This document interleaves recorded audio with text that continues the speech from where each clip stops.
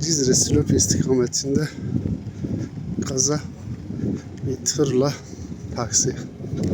Yaralılar şu an ambulanslara götürülüyor.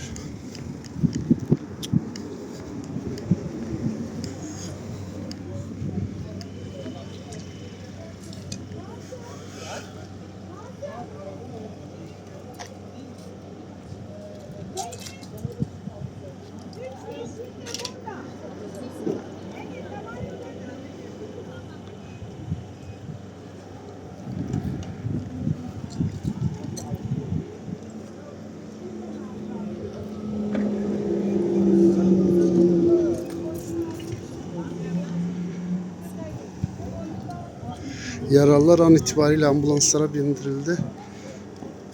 Bir tırla taksi çarpışmış.